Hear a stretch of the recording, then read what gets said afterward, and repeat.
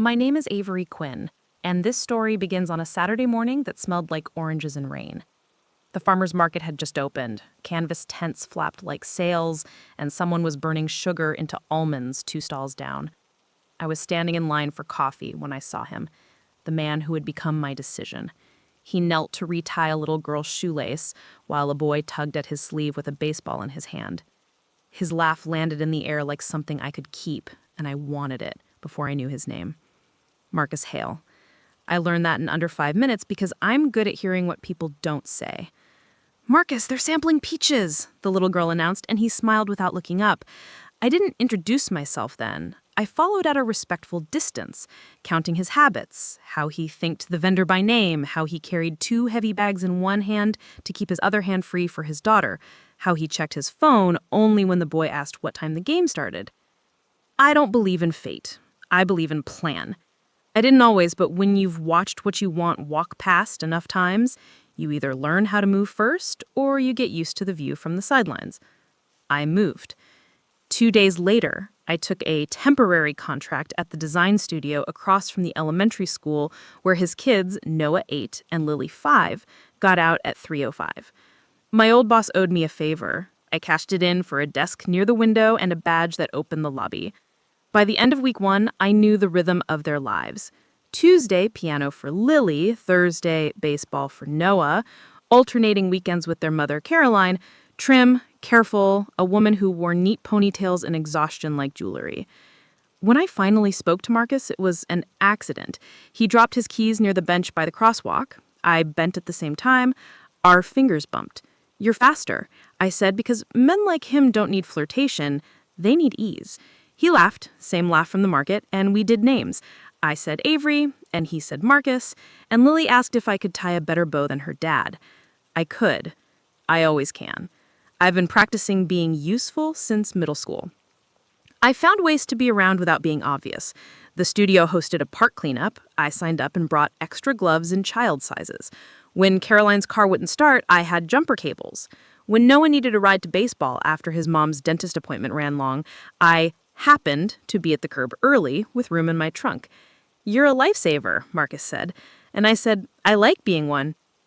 People will say I targeted a man with kids because he was vulnerable. It's not untrue, but vulnerability wasn't what drew me. It was steadiness. The way he listened. The way he apologized to a cashier for not having cash. The way he said, "We don't lie in this family," to his son in a tone that made me want to be included when he said we. I added small kindnesses like stitches, a thermos of cocoa the first cold practice night, a link to a scholarship for Noah's summer baseball camp, a handwritten list of indoor activities for Lily when the flu hit their class. I never crossed a line. I erased it and drew a new one closer. The first time Caroline really looked at me, she was standing by the bleachers with a stack of paperwork. "You're Avery?" she asked, as if the name were a rumor. "The design studio?" I nodded. She said, "Thank you for helping with rides," and her mouth did not make a smile. Later that night, Marcus texted me, "C appreciates you. Me too." I stared at the screen until the words blurred and felt a wanting so sharp I mistook it for pain. Wanting is a decision dressed as a feeling. Mine decided. I told myself I was protecting them from an inevitable future where their parents would date other people, and I was simply the best option. What I didn't tell myself was that best meant me, and option meant now. I started volunteering for the PTA newsletter.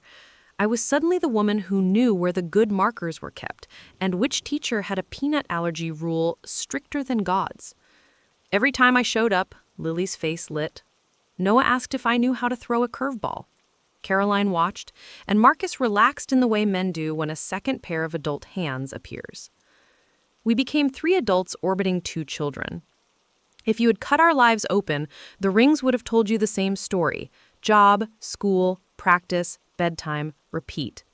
I slid into the gap between thank you and come in, and I stayed there. The first boundary I stepped over was small. It was a Tuesday, and rain had turned the parking lot into a slick of silver. Caroline was late. Her text came at 3:14. "Stuck in traffic. Can you grab Lily?" She had meant Marcus, but he was at a meeting. I replied, "On it." I held Lily's hand through puddles, buckled her into my car, and queued up the playlist she liked, because once during cleanup, she'd mentioned a song about a dinosaur who loves soup. We sang it twice. When Caroline arrived at the house 10 minutes later, her jaw tightened at the sight of my car in the driveway, but Lily ran to her yelling, "Avery knows the soup song," and the moment was over. I went home and didn't sleep because a door had opened and I had walked through it. Days became weeks. Marcus started asking my opinion on things. Summer camps, new tires, whether to push Noah to move up a league. See them too, he said once, and I put the sentence in my pocket like a lucky stone. He told me about the divorce, the slow breaking, the calendar with red dots and court days that felt like dentist appointments, the way the house echoed after the kids left on Sundays. He did not talk about Caroline unless it related to pickups or drop-offs, which I told myself meant distance. Maybe it meant respect. I chose distance. I didn't set out to be cruel. I set out to be inevitable. Cruelty arrived like rain in a roofline you forgot to seal. The first anonymous email I sent to the principal was short. A concerned parent asking whether it was okay that a volunteer, Caroline, was using school time to fundraise for her private charity. Half true. She'd mentioned her charity in a PTA meeting and passed a sign-up sheet. The principal replied with a gentle reminder about boundaries that Caroline received as a reprimand. She stopped smiling at meetings. Marcus didn't mention it. I didn't either. The second thing I did was worse. Lily had a severe peanut allergy. Everyone knew. It was on bright paper in the classroom and taped to her lunchbox like a scream. At a team picnic in May, a dad brought cookies, and I saw the label. Manufactured in a facility with peanuts. I took the plate to Caroline and said softly, "You probably already saw, but just in case," because I wanted to be the one who saved the day. She looked at the label and nodded, stone-faced. "Thanks." 2 hours later, she was crying behind the bleachers because a coach had served brownies without checking the label. Nothing happened to Lily. We all got lucky. But Caroline looked at me afterward like she could see the part of me that wanted to be the hero so badly, I would set a small fire to put it out. The night Marcus kissed me, it was raining again. He was loading Noah's gear into the trunk, and I said I could help, and then we were in the glow of the dome light, and the kids were inside negotiating over one last cartoon, and his hand brushed mine, and something in both of us reached. He kissed me softly, like a man arguing with himself, and then again like he had chosen a side. I kissed him back like I had been holding my breath for months. When we pulled apart, we were both shaking. This is a lot, he said. "It's right," I said. "We have to be careful," he said, and I nodded, already building the careful in my head. After that, I became geography, places to meet without being seen. He came to my apartment on the nights he didn't have the kids. We cooked exactly 3 meals on rotation and fell asleep to documentaries about parks we would never visit because children wake at 6. We laughed. We touched each other like people drinking after a drought. He took his wedding ring off at my sink and left a pale band. I told myself I was filling it with something better. Caroline found out in July. She didn't scream. She didn't throw anything. She texted Marcus one sentence: "Do not bring her into our home or around the kids without a conversation." Her restraint was a kind of accusation I felt in my teeth. Marcus read it aloud and looked at me like a man holding 2 ends of a rope. "We'll talk to her," I said. "We'll make it okay." He nodded, but he didn't move. He just held the rope and waited for it to become a bridge. Stories like mine don't collapse in one single crash. They loosen a screw, then another, until the staircase wobbles where you used to dance. The first wobble arrived in the form of a group text Caroline started with just 3 words: "New pickup plan." The plan limited my access by never naming me. Exchanges would happen at the school office or the police station parking lot.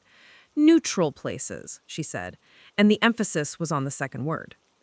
"It's not about you," Marcus assured me, which might be the least comforting sentence in English. The kids felt the shift. Noah began asking logistics questions at bedtime. Who's driving? Who's watching? What time are you coming back? Like a tiny project manager with a shakier voice. Lily got clingy in the ways kids do when everything adult gets heavy. She needed the blue cup and only the blue cup. She cried if Marcus's phone buzzed. She asked me 3 times a day if I was coming forever. One evening, I found a drawing in Lily's backpack. 4 stick figures under a crooked sun, a house with a heart over the door. The figures had labels: Dad, Noah, me, Mom. I stared too long at the word me on the smallest stick figure with the triangle dress. It wasn't me. It was Lily. Of course it was. I had been writing myself into a picture where I didn't belong. Caroline finally agreed to the conversation. We met at a cafe that pretends to be neutral but exists to host scenes like ours. She wore a gray sweater and an expression that had been ironed flat. I care about one thing, our children not being confused, she said. That's impossible, I replied, and meant it kindly.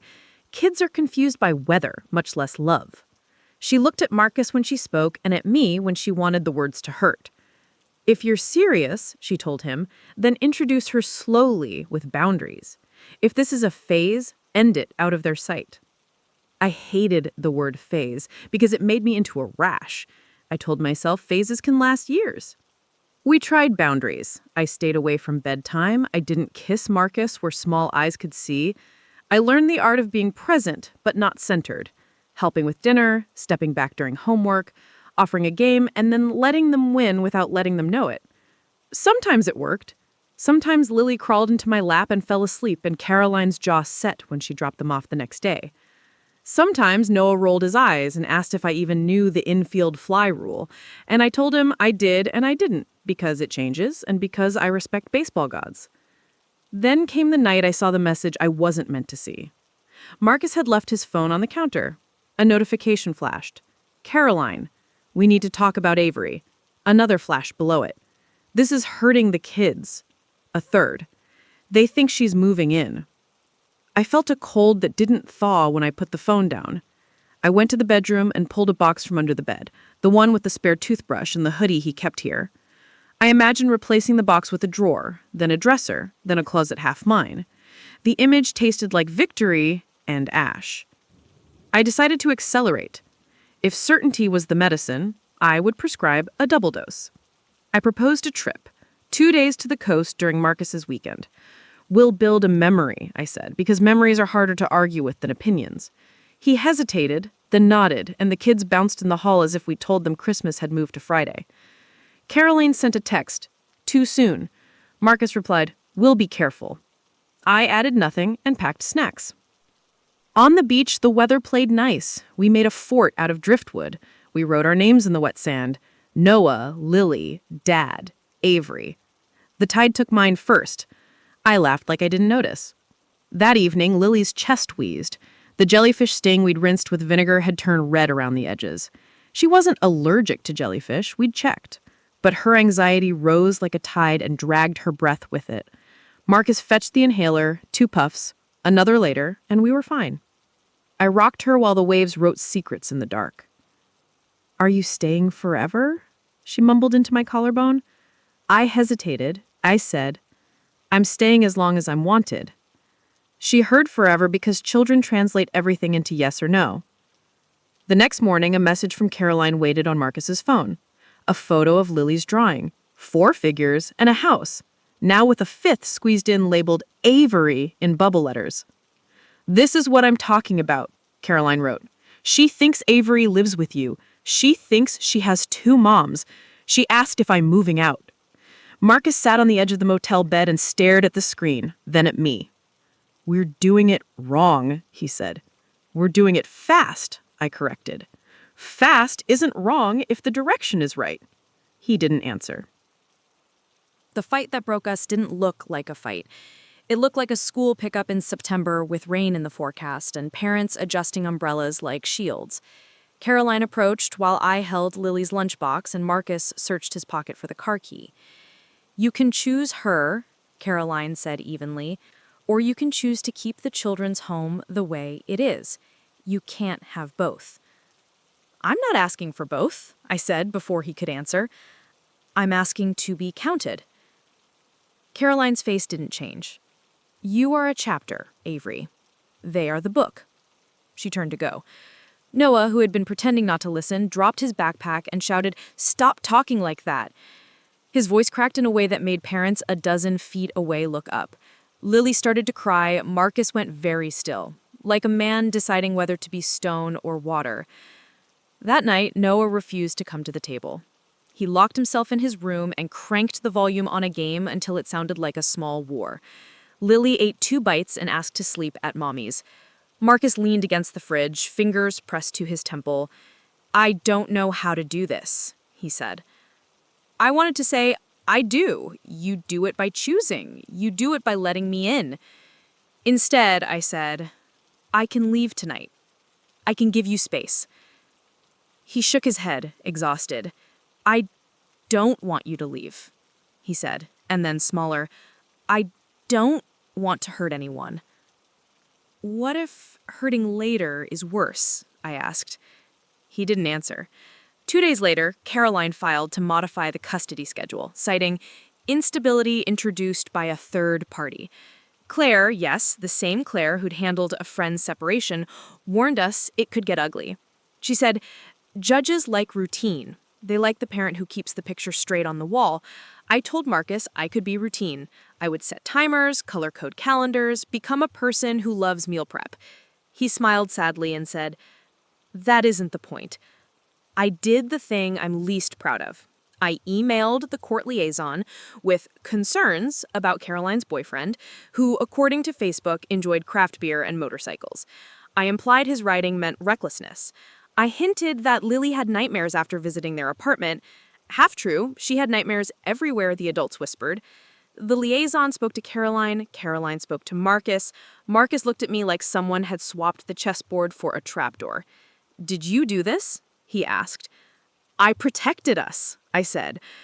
"You protected a version of us, not the real one." That night, he didn't stay. He kissed my hair and said he needed to think. I waited on the couch until the streetlights turned the blinds into prison bars. I promised myself I wouldn't text first. I texted at 2:07 a.m. anyway. "I love you. I can fix this." He didn't respond. The next morning, I woke to a message from Caroline, not Marcus.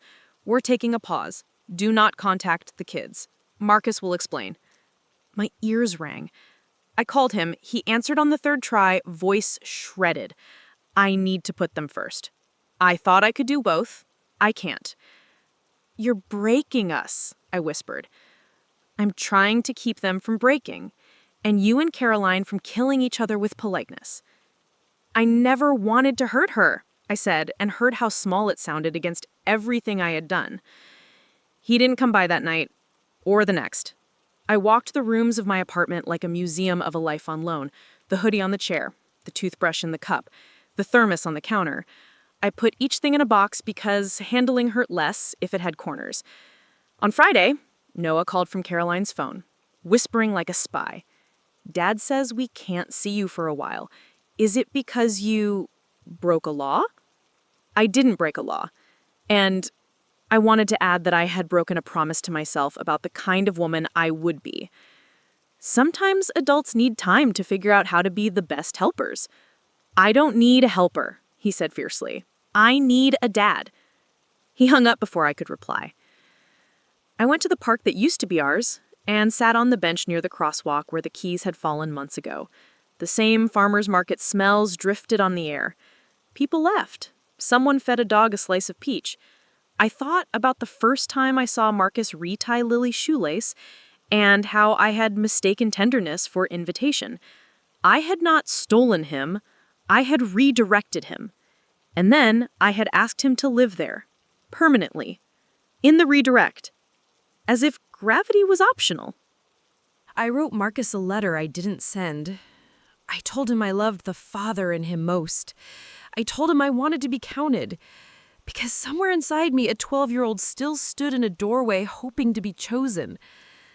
I told him I was sorry for every anonymous thing I had done in the name of us. I told him that if he ever wanted me again, he had to want me openly, with the kids' hands in his, not as a secret whose cost I pretended not to calculate. Then I folded the letter and put it in the box with the hoodie and the toothbrush and the thermos, and I carried the box to my car. I drove to his house. Caroline opened the door. We stared at each other like two women who have seen the same storm from opposite windows. I came to return what's not mine, I said, and to say I'm sorry, not to you as a rival, to you as a mother. She held the door and let me set the box inside. Thank you, she said quietly. Tell them I love them, I whispered, but tell them I'm giving them space because I love them. I will, she said. After a long moment, she added, you can love someone and still not be their home. I know, I said, and for the first time, I did. The days after returning that box were strangely quiet. For the first time in months, my phone wasn't buzzing with Marcus's late-night messages or Caroline's clipped reminders. The silence felt like both punishment and mercy. I kept looking at the chair where his hoodie had been, the space on the counter where the thermos had sat, and thinking, emptiness has a weight. At work, my coworkers noticed the change. You seem lighter, one said, and I smiled in a way that didn't reach my eyes. I was lighter, in the sense that everything I'd been clutching had been ripped away, but lightness can feel like falling, too. On Saturday, I went to the farmer's market alone. The air smelled of almonds again, sweet and burnt. I half expected to see Marcus there with the kids, and part of me wanted it desperately. Another part wanted to avoid it at all costs. My heart jolted at every laugh that sounded like his. I kept scanning faces, realizing how much of my identity had fused itself to the possibility of being chosen by one man. A week passed before Marcus reached out. A single text. Can we talk? I stared at it for 10 minutes before replying. Yes. He asked me to meet him at the same cafe where Caroline had confronted us. It felt symbolic, maybe intentional. He was already there when I arrived, hands wrapped around a mug like it might anchor him.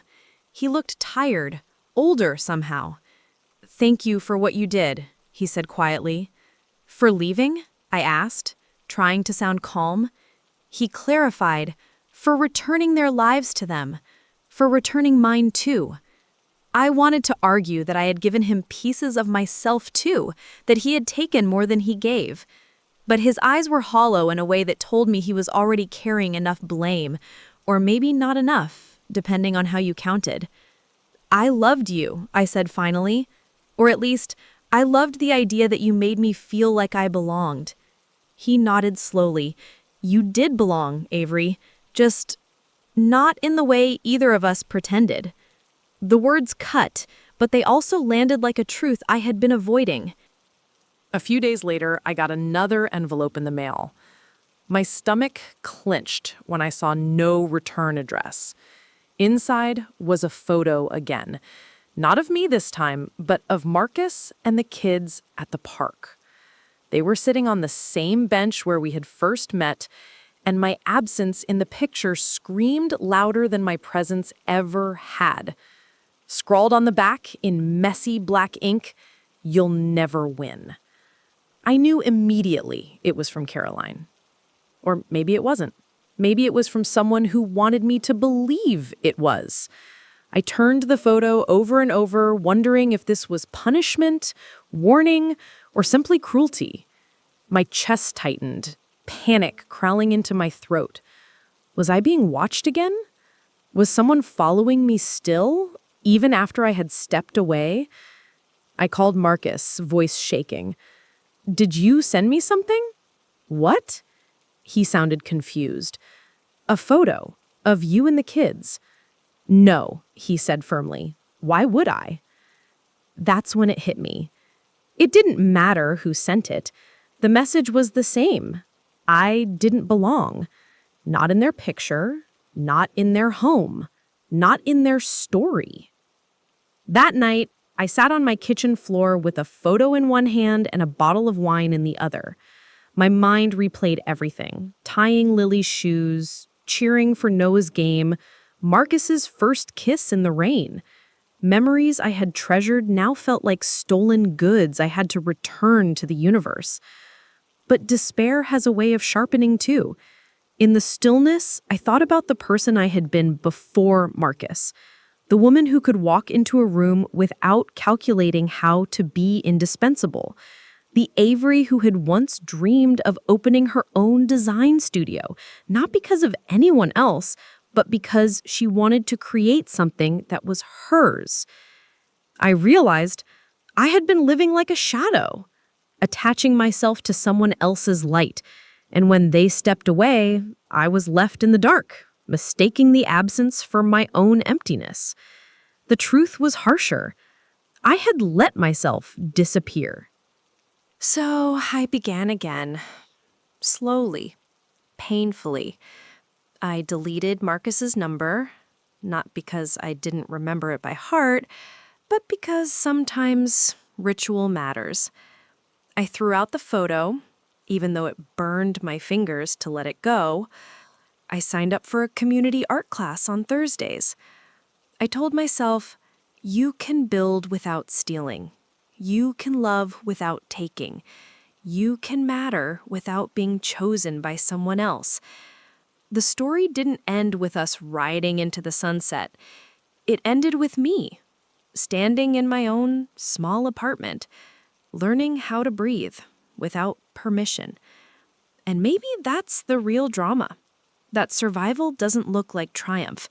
It looks like a woman staring at an empty chair and choosing, for the first time in years, not to wait for it to be filled. Weeks turned into months. The box I had returned to Marcus sat in their house now, I imagined, tucked somewhere out of sight, but I still saw it in my mind as if it were sitting on my own floor. Sometimes I caught myself walking toward the phone, expecting his name to light up the screen. It never did. Instead, I filled the empty hours with work, classes, and small rituals. Tea at 9, walks at 7, the same playlist on repeat. I was trying to teach my body a new rhythm, one that didn't rely on borrowed heartbeats. I told myself it was progress, but even progress can ache.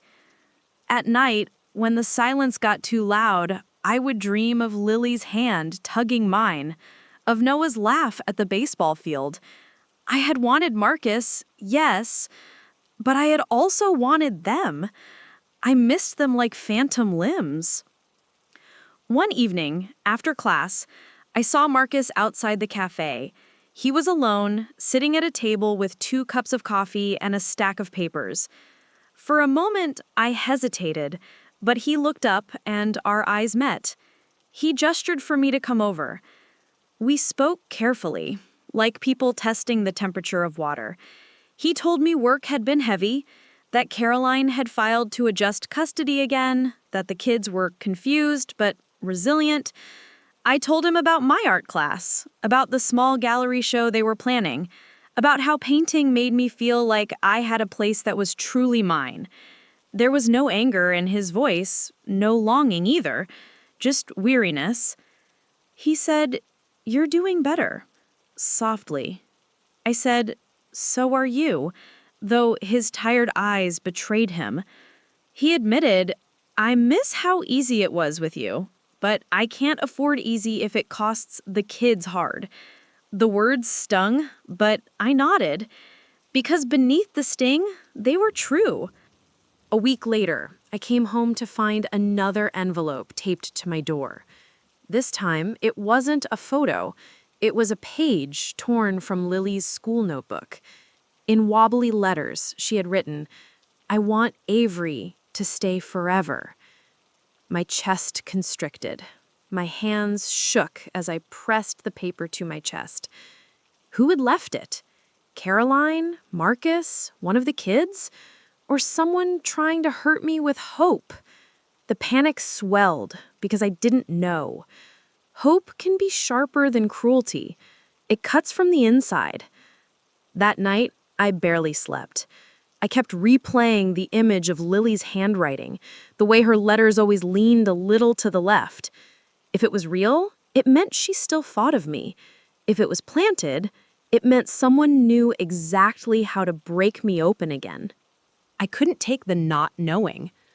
The next day, I drove to the school.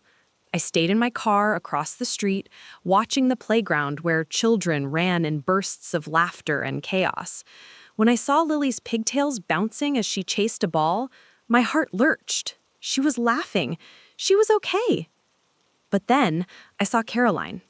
She was standing near the fence, talking to another parent, her hand resting protectively on Lily's shoulder. The sight of them together, the naturalness of it, the completeness, made my breath hitch. I realized with brutal clarity, no matter how much I wanted to belong, this was their circle, not mine.